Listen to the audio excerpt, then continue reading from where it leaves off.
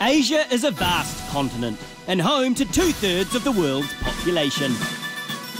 I'm Julian Hanton, and I spent my childhood here and have been returning ever since. Becoming at one with the locals, I am on an exploration of the past, the present and the future of the new Asia on the rise. These are Asian Times. On this episode, I take my first tour of Vietnam. I explore the country's wartime past, experiencing the real dangers faced by soldiers. Oh, there's a bat. I'm not going in. My knee. And visit the location of one of the most famous photos in the world. I risk my life on the back of a scooter. Wow, that is brilliant. Oh my God. And use my experience to express myself in the art of water puppetry before exploring the natural wonder, Halong Bay. I begin my trip in Ho Chi Minh City, still known around the world by its former name, Saigon. Home to 9 million people, the number of scooters in the city is estimated at 3 million, and it shows. It's quite mesmerising watching all these scooters. I've never seen so many scooters.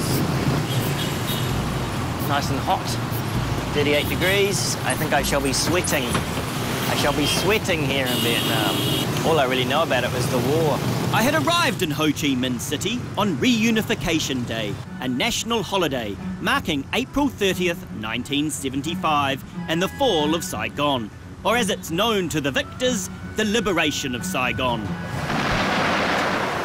At 11:30 a.m. that day, North Vietnamese tanks drove through the gates of the Independence Palace, the seat of South Vietnamese government. With the last US troops having left the country 2 years earlier, the North Vietnamese didn't meet much resistance, and later that afternoon, the South Vietnamese government was declared dissolved at all levels. The communist revolutionary leader, Ho Chi Minh, died in 1969 and never got to see out his dream of a Vietnamese reunification. Like Russia's Lenin, the communists built a personality cult around him that continues to this day. On the 2nd of July 1976, Vietnam was officially unified as a Socialist Republic of Vietnam and has been a single-party state ever since. Almost 40 years on, and with the war well in the past, Saigon still offers what it always has, an opportunity for rest and relaxation. Pho soup is a northern delicacy, but is now famous the country over. In the south, it's a breakfast must. Pork, liver or kidney, and that's it. That's all they sell. Not being the biggest liver or kidney fan, I went with the safest bet, pork. Thank you. Oh wow, that looks like it's got a bit of liver in as well. And actually does look authentic, that's for sure. God, it stinks. Oh yeah. Very porky. Oh, very porky. I guess that is what I ordered. No, thank you. What is this? Body scrubber.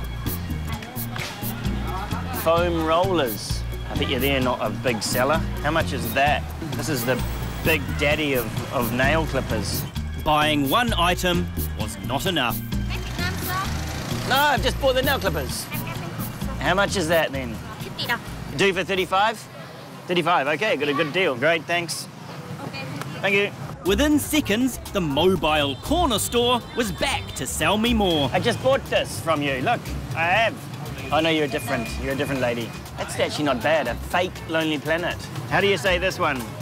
I lam chow a dat han pikang. Man saying, you make me so happy. Wow. Thank you. Okay, thank you. Can't even eat my breakfast in peace. I was determined on this trip not to let myself go. I always find that my nails grow very quickly when I'm on a tour. Oh. I might clip the nails a bit further away from the food. My next port of call wasn't for the average citizen. Shiny new BMWs outside and a DJ blasting, thumping music inside. I found myself having lunch surrounded by the rich, cool kids of Saigon. After China, Vietnam has the world's fastest growing economy, with Ho Chi Minh City being its economic centre. A new middle class has emerged, and the younger generation aren't afraid to spend their money eating Western food and dancing to Western music, just not both at the same time. On this trip, I wanted to get much deeper into local culture, but most of all, make sure that I hadn't wasted my money on a phrase book. Need to learn some Vietnamese. Do you serve chicken? Do you serve dog? Give that a miss, I think. Non-alcoholic drinks, where I can pass that one by. That's where I'm off to tomorrow. The mighty Mekong. Wonder if it's going to look that beautiful in real life. The next morning, I began my journey in the Mekong, near the small town of Kai Bay. The Mekong Delta is one of Vietnam's biggest tourist attractions, with over 19 million visitors a year. With floating markets littering the waterways, I set out to find the forbidden fruit that has been banned from so many hotels in Asia due to its nauseating scent. It's quite difficult to get in to buy this. Hello. Durian? Durian, yes. Small little durian. One, little bit. Cut, yes, thank you. It's the smelly one.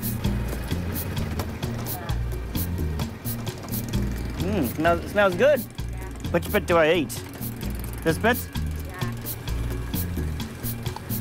Oh. Doesn't smell like vomit. I don't know what everyone's going on about. Oh, coconut, okay. How much is that one? 100,000. You can keep the change. Thank you very much, thank you. Delicious durian. Yum. Sort of starting to smell of a bit like vomit now. Might get rid of that bit. Now if I wipe that on my jeans, is that going to stink like vomit? Oh, well, here goes. Oh, it does smell a bit like vomit. I used to feel sorry for it. It was like a persecuted fruit. But I'm fine with it. Need some of this coconut to wash it down with. All along the Mekong tributaries, tourists can visit workshops showcasing local food production methods.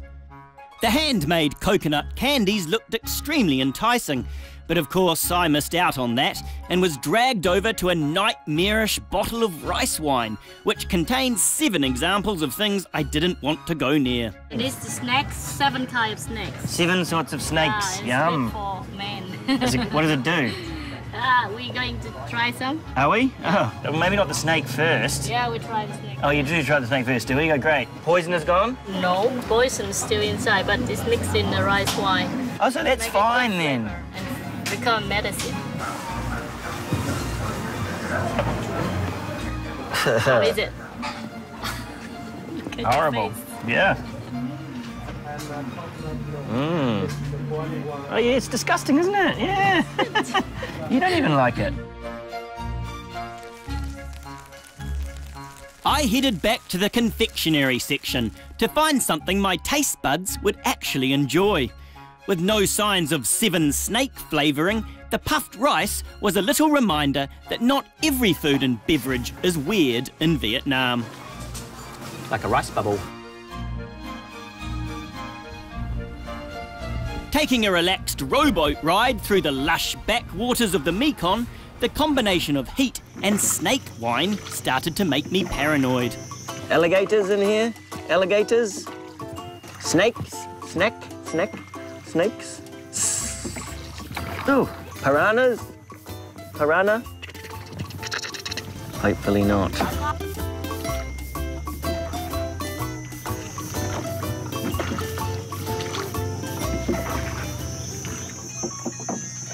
Is that your mobile phone? That takes a little bit of the authenticity away. Boyfriend?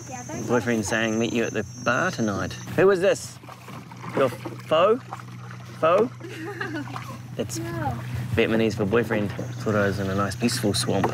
But yes, there are cell phones here. Suddenly snapped back into the reality of the world. It's a bony bottom, being sore knee, sore bottom. Sore sweat glands, overactive sweat glands.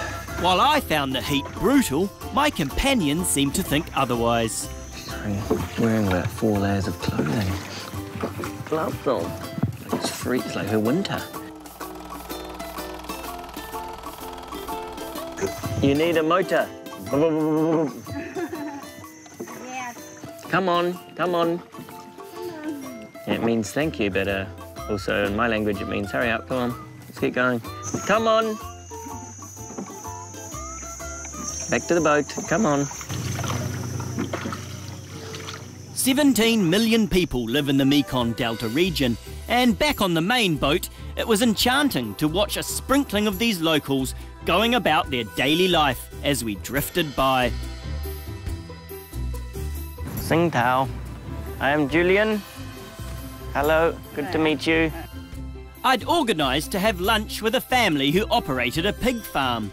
They let me into the kitchen to help make my favourite Vietnamese food, spring rolls.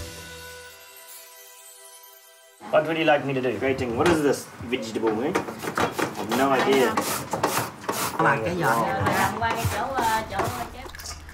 Oh, you've got me a glove. Hopefully my hand fits. Uh-oh. Butter, salt, and a bit of spring onion. Excellent, yummy. Good mixing. I'd mastered the filling, and the rolling wasn't anything I hadn't seen before. Watch me do that. A little bit of this.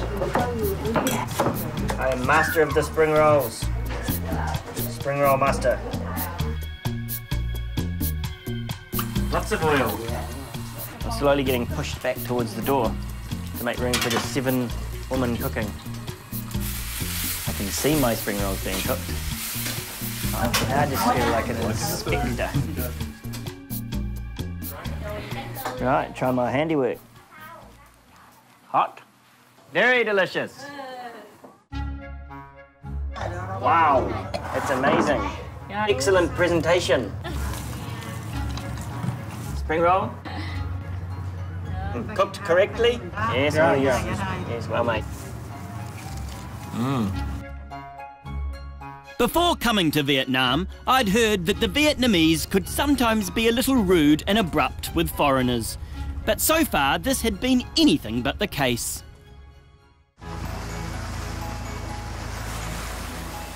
With the rain bursting from the skies, it was going to be a drawn-out and wet ride back to Saigon for the thousands of motorcyclists making their way home after a long weekend.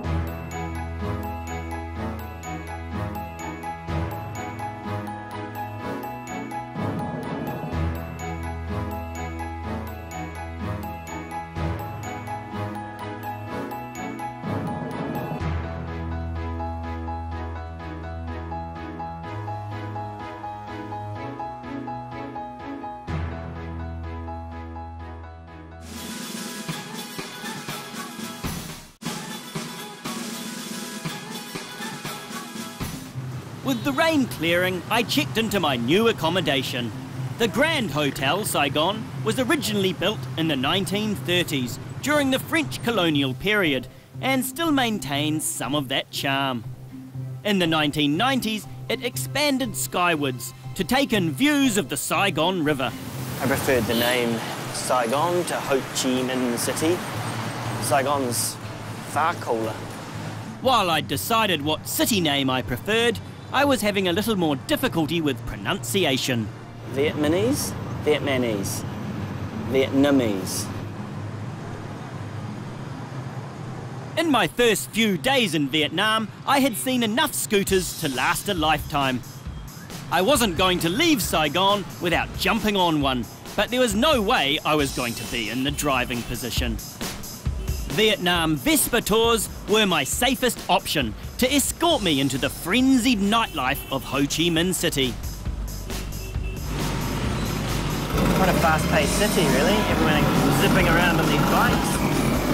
I could not drive in this. People just come at you from all directions. It's craziness. I did learn that 40 people a day die on the roads here. Wow, that is brilliant. Oh my God. Ah! Risking my life on these little Vespas. Woohoo! The tour ended at a local seafood restaurant and my guide wanted to make sure that I tried some authentic Vietnamese cuisine. Try all of the seafood and Vietnamese cooking flavor, and no Western flavor here. All No real Western Vietnam. flavour, okay. All real Vietnam. What is that thing? It looks horrible. That's it, frog. Is that popular with Western people? French? No, Western. Oh, French, they like it. Yeah, of course, French, okay, right? Yeah, true. What would you think I should have? Well, we have some crab legs, and that's a nice one. The crab legs were by far the most appetising option. Unlike the frog, I liked the fact that it was dead long before I had laid eyes on it. During the war, Saigon was a party town where GIs would come for some time off from the front line. For better or for worse, war tourism has become big business in recent years, and the next day I was heading to its star attraction, the battlegrounds of Cu Chi, home to 175 kilometres of underground tunnels used by the Viet Cong during the war. With heavy traffic slowing the journey down, I decided to stop at one of the many informal roadside coffee shops. Surprisingly, Vietnam is second only to Brazil in the production of coffee. While not the best quality beans, the Vietnamese make up for it by brewing it strong. Not the most relaxing coffee shop. Major highway right there.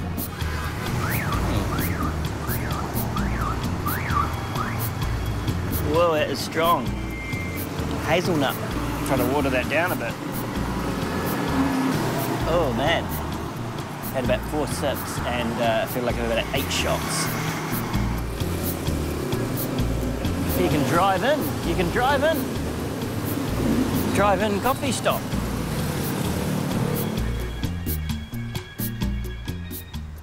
The tunnels were the temporary home for thousands of people. They served as a pipeline for arms and supplies and enabled guerrilla fighters to hide out during the day and launch attacks at night. 25 miles north of Saigon, U.S. infantrymen discover a Viet Cong tunnel complex.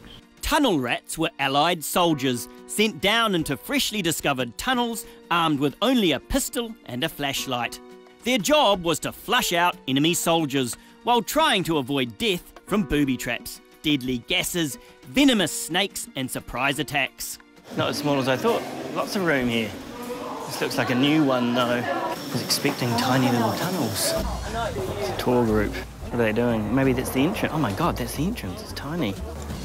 No wonder they never found them. I wanted to try my hand at a 5-metre section of tunnel. This is the secret entrance. I can't even find it. Oh, quite claustrophobic, isn't it? I put this one like this, yeah?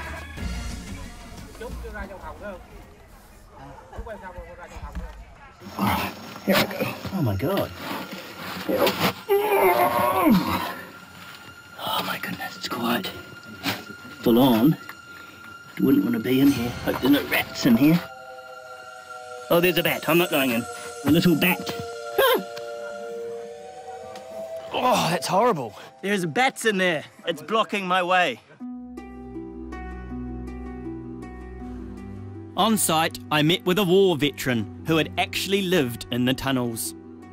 Nhất là cái khó về cái thiếu không khí, thiếu ánh sáng. Việc đi lại nói chung giao tiếp với nhau đều rất khó khăn so với cái lúc bình thường. It was in Cu Chi that he came face to face with the Americans in battle. Vào ngày 1 tháng 11 năm 1967, lính Mỹ từ căn cứ Đồng Dù hành quân tràn ra quét ra cái vùng tôi đang làm nhiệm vụ. Mỹ hành quân bằng xe tăng và bộ binh. Tôi và đồng đội ra trận địa để chống càn. Bản thân tôi thì sử dụng súng B40 bắn trái lính Mỹ một chiếc xe tăng. Chiếc xe khác bắn trả tôi bị thương cái tay và con mắt. Hình ảnh đó thì tôi nghĩ rằng chỉ có những người như chúng tôi mới làm được. Do vậy mà cái kỷ niệm đó sẽ theo tôi suốt cái quãng đời còn lại. Trên mảnh đất Cu Chi này đây chúng tôi chiến đấu có rất nhiều bạn bè, chứ không phải chỉ riêng một tôi và một vài người khác. Chúng tôi ra đi tới 18.000 người lại. Nhưng mà khi kết thúc chiến tranh thì hy sinh hết 12.000. 4.000 bị thương như tôi và 2.000 thì mất tích. And the Americans today, do you like the Americans today? Nói thích thì cũng không đúng, mà không thích thì cũng không đúng.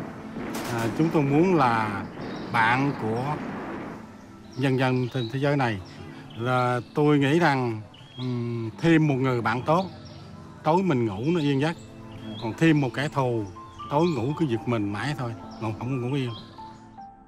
After talking about such sobering events, it's strange that you can then go and purchase bullets and shoot the very guns both sides fought with. 10 of the AK-47 and M60. $700,000. 100,000. Wow. 60 US. First up, the M60, an American machine gun and Rambo's weapon of choice. It's quite hardcore.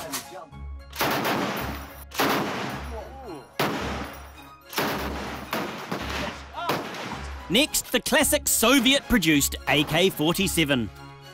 Oh, it's backfired! That would have been a disaster in the war.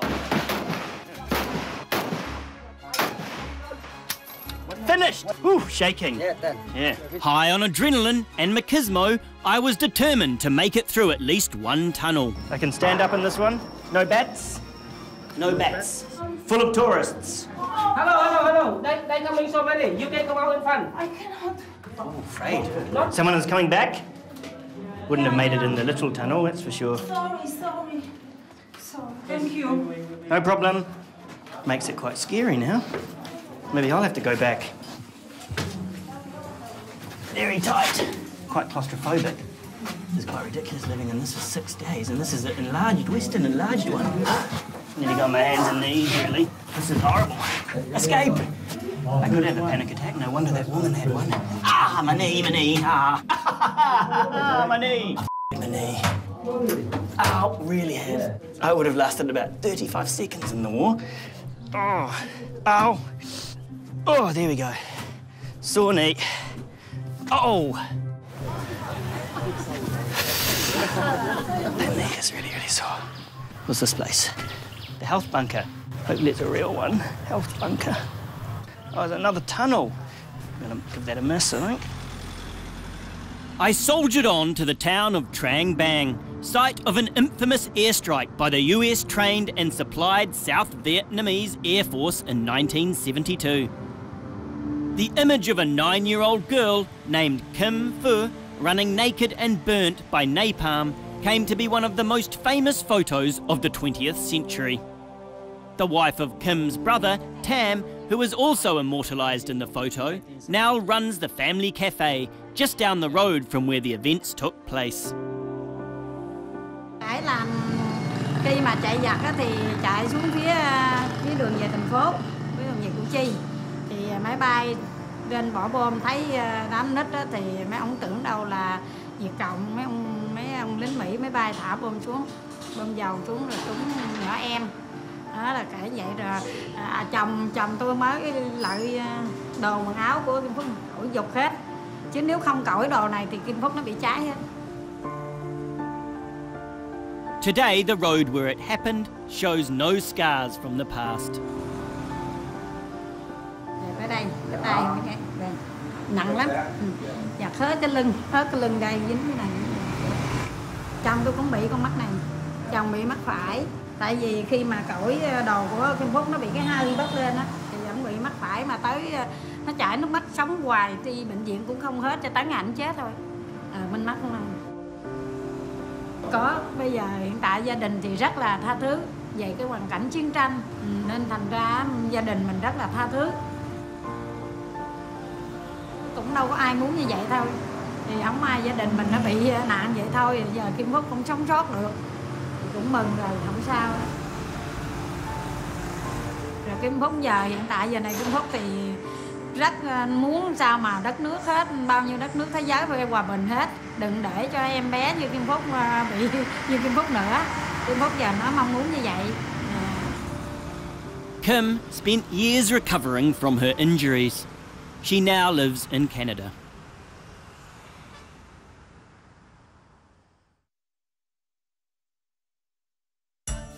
The next morning, I flew to Hanoi, the capital of Vietnam. Lying 1,700 kilometres north of Ho Chi Minh City, at first glance, you could be mistaken for thinking you were in a Chinese industrial town. But the charms of the old quarter, despite some not-so-friendly faces, soon won me over. My first mission in Hanoi was to stop looking like a tourist and blend in with the locals. Many different masks. For bike? Oh, yeah.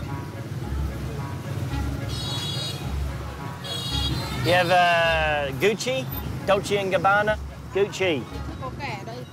I wanted something with a bit more coverage. You have like that man hat? This one for man, yeah? Probably won't wear this on the plane home.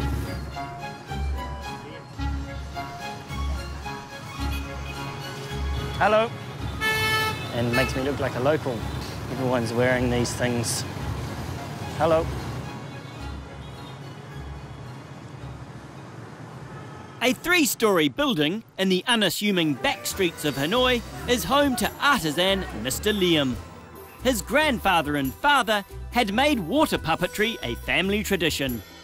The ancient Vietnamese art dates back to the 11th century, with skits revolving around Vietnamese folklore and day-to-day living.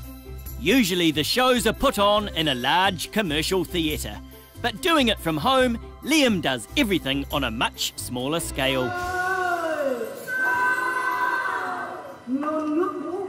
The show wasn't quite as traditional as I'd expected. Whoa, spraying water everywhere. Oh my goodness. That's quite accurate. People do ride quite dangerously. Having no idea what was happening, I was just left to enjoy the 30-minute spectacle.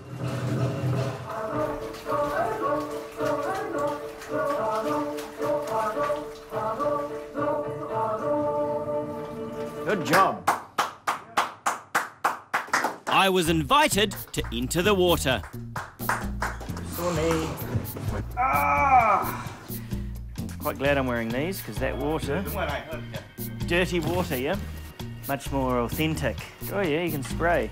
Oh, you got a pump? It's a bicycle pump. Okay, yep, let's go. Ah! Oh, missed you, sorry. It was definitely a lot more fun than sticking your hand up a felt puppet. Oh, motorbikes. Both away. There should be 4 people on each motorcycle, like it's Vietnam. As a couple of artists collaborating, language was no longer a barrier, and we came up with a sad story about an ox being hit by a scooter.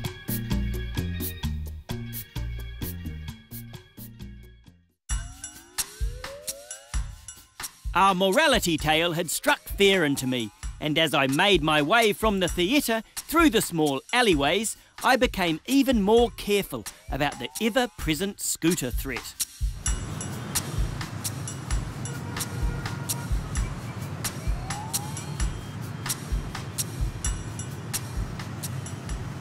The mesmerising scooter ballet continued into the night. The old town of Hanoi has a real community feeling, where the well-off and not so well-off live side by side. While some are just observing life, amongst the chaos others go about their jobs and household chores.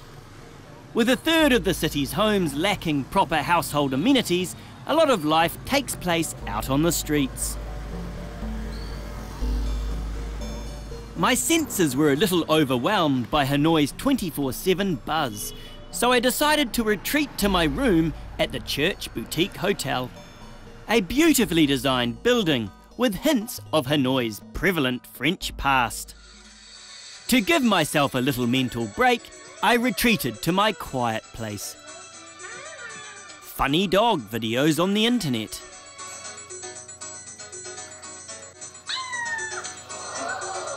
The next morning, it was a 3-hour drive from Hanoi to Ha Long Bay, a UNESCO World Heritage Site and recently voted one of the 7 modern wonders of the natural world.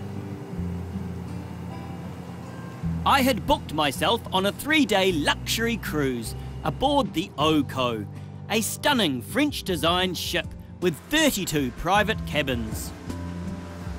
Set on the Gulf of Tonkin, Halong Bay is a majestic landscape of hundreds of huge limestone rocks formed over millions of years.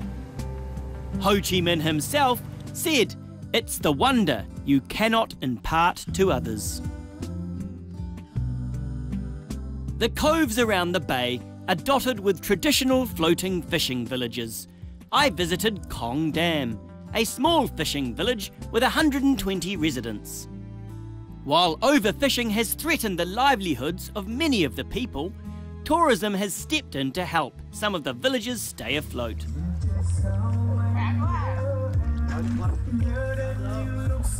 Karaoke bar. Yes? Yeah, it is apparently. Sing Chow. I got a wave, how nice. We're going through the tunnel. Tunnel. There is a bat in there. Hit my knee after an incident with a bat. Bats are not nice, nasty leathery things. It's very romantic. Boom, boom, boom, boom. You know this? Very romantic. Like a heart. Uh-oh. I think we've gone too far. We're going into international waters. We might need help.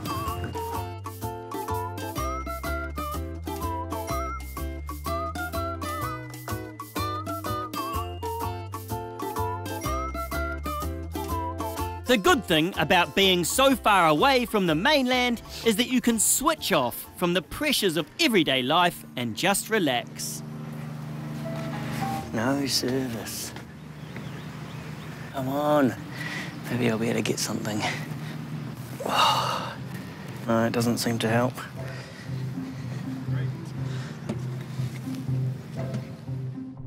At night, the rock formations become even more beautiful and mysterious. With no internet, I was forced to enjoy the on-board entertainment. So this is traditional squid fishing. Yes, and you don't need any food for the squid. All you need is the line. How many have you caught? I got 2 already. How big are the squid? Oh, tiny, yeah? It's quite windy. Yes! Yep. Yes! Whoa! I got one! That's amazing. It's like 2.5 seconds. Yes. We will use them for the barbecue tomorrow. Barbecue tomorrow. I was quite proud of my natural squid fishing ability, and it wasn't long before I caught something else. Get a crab. It's not a squid, but it's a crab. How rare is it to catch a crab like this? Very difficult. Yep. I wanted to know when I could expect my next big catch. Half an hour. You need to be patient. You need to be patient. I'm very impatient. Because I caught that first one within 5 seconds. That was pretty good, eh? Yeah. Now you have to wait for the second. Second one for an hour. Never caught a giant squid? No, not yet. Not yet. Mm. But we wish to. You wish to? Yes! Yeah! I'm the star! No, he got away! Unbelievably, my second squid escaped, and that was enough for me to hang up my rod. I don't want anyone else to catch one, so let's turn the light off. Yep. Great.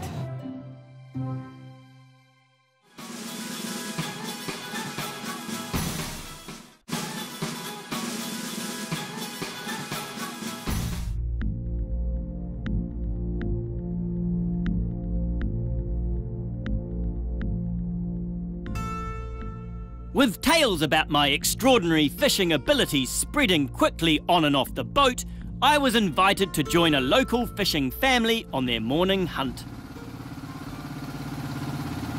The 4 of us couldn't have looked more miserable about the work ahead. I hoped that the fishing would act as a team-building exercise and bring us some happiness. It all looked pretty straightforward. Surround a small bay with a long net and wait. I feel quite lazy. These guys are working hard. I would help, but my knee is sore. The next part of the fishing technique was a little more surprising. Oh, my ears! My ears! Instead of being quiet, we revved the motor, banged the boat and splashed the water with a huge hook. our rhythmic vibrations swinging the fish into panic mode and straight into our waiting net.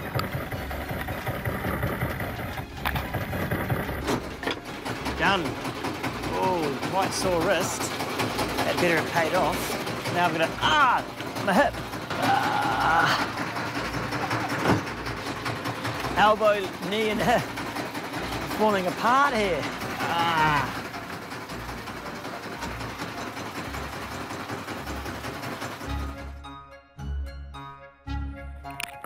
It's a good catch, if you ask me. I think it's quite a good catch. So there was a lot of work. 21 little fishes. It had been a rewarding day out, and we had worked hard as a team. But the results, to be completely honest, were a little disappointing. Woo! It was sad to think that this traditional way of life may not survive in this area for much longer.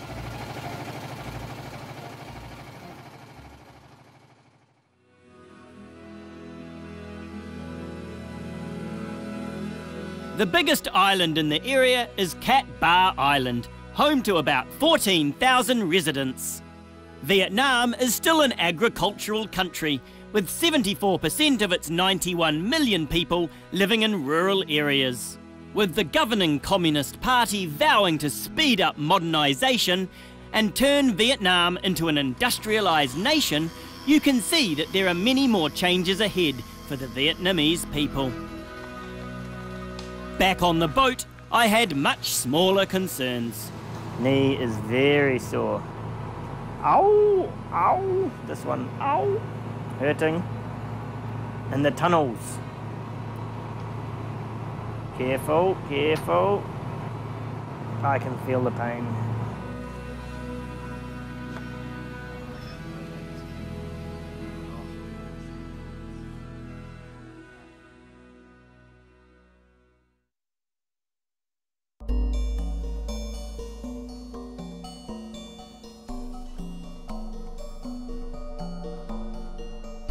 The Gulf of Tonkin was the site for two infamous skirmishes, one real and one disputed, between the American and North Vietnamese navies in 1964.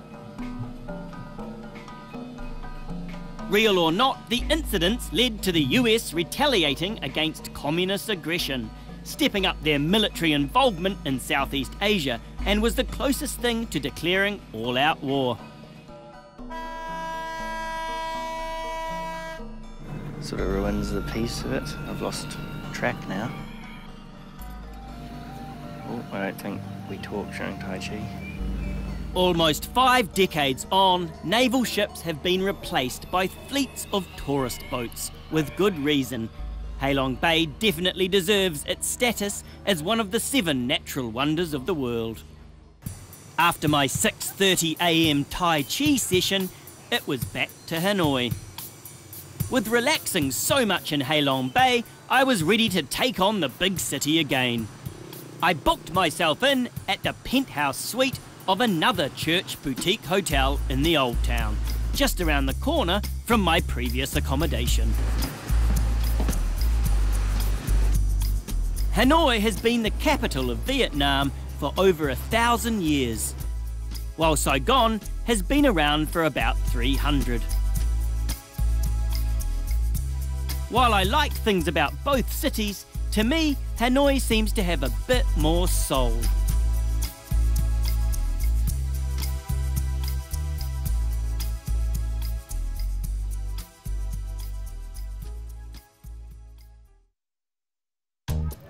My time in Vietnam was almost over, but before being shipped out, I wanted to clean myself up. Throughout the city, there are hundreds of cheap outdoor barber stands. I think this is a haircut. Hello. You can cut my hair? Cut? Yes, very good. Oh, I've got a whole barber set up here. Just a little bit. Oh, sunglasses off, yep. I wonder if it's his dream to go to the salon. I'm not sure if I'd get his haircut. Looking good, looking good. Busy road, yeah? Done my tour of duty in Nam when I look good when I go back home. My cat won't even recognise me. Oh, a bit of a dirty sponge wiping me down. Yeah, it's good. I wonder what's been on that sponge. Someone else's sweat. Yeah, thank you. It looks good. Good job. Thank you. How much is that? For, oh, what's this? I have nail clippers for that nail. Yeah, great. Thank you.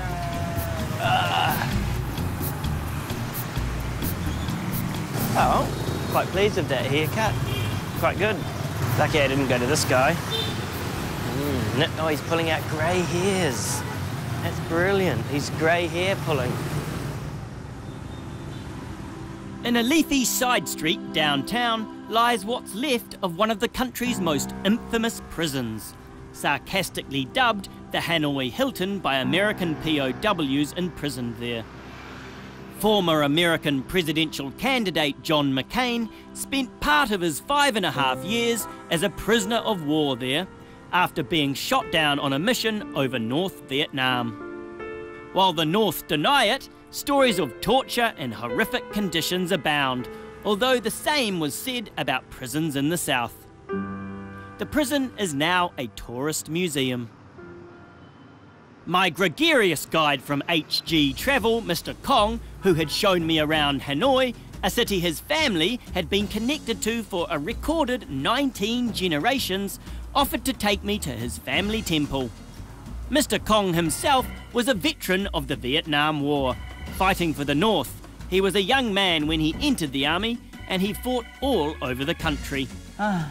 18 years old. Brings back memories. Yes, of course, you know. Oh, at that time I was handsome, huh? Yeah, like a movie star. Not today. No, today, good looking. It took him years to get over his post-war nightmares. Of course, the wars, they were terrible. The war, it made people like a beast. Yeah, it made people like beasts. And we suffered too much. We hated it. When the war happening, and we're killing each other, like a cousin to cousin, brother to brother. In my case, okay, I fought against my cousin in the South. My cousin in the South, he joined the army, and I from the North, I joined the army. And because of the war, we have to kill each other. That I condemn the war. I condemn the war. I wondered if he had experienced what I had gone through in Cu Chi. And did you fight in the tunnels? Oh, yeah. I will spend some time in the tunnel. It's unforgettable one. I injured myself in the tunnels. Oh, but the tunnel you visit in the South is already, they digging much bigger, larger for you, the visitor, okay? But during the war, we went there. The tunnel very narrow and very low. I could not sit like that way. I have to crawl. If you went up, they got the bomb and shell above. Because of that, we went up only in the night time. Mr. Kong had had a close call in the caves. Once I got the grenade, went up next to me, just around 1.5 meters away from me. I collapsed. My friend pulled me out from that. Oh, wow. I got the several times coming out from the dead like that. I thought I had it tough with the small bat, but oh, story. Bat. That's nothing. Rat's nothing, snake's nothing compared with the being survival from the shell bomb and facing with our enemy like that way, you know. I have to say that during the war and after the war, like we're living in the hell. Up to 1995, we started coming from hell to be on earth. And you can imagine to be on earth, like you're coming out from the tunnel. I hope you still remember the feeling when you're climbing out from the tunnel. You got the fresh air, you got the light. And like that, all Vietnamese people coming from the hell like that. Now we're standing on earth, with at least with the fresh air in our lungs. Yes. That's great, that's great.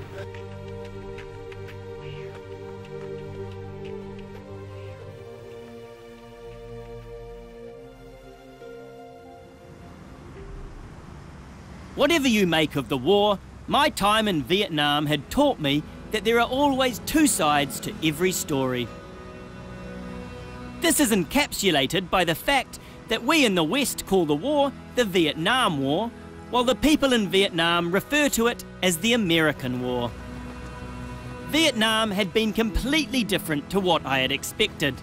Growing up on a diet of American war movies and TV shows, I expected an angry welcome by the people. The government has opened up to the world. Diplomatic ties with the US were reopened in the 1990s, and it seems the official party line is for everyone to be friends. I'd met people who had suffered through incredible circumstances, and it seems that this is the message that they truly believe. I had seen a now peaceful country on the brink of a major shift in its society. The past is the past, and everyone was looking to the future. As a tourist, there hasn't been a better time to visit Vietnam.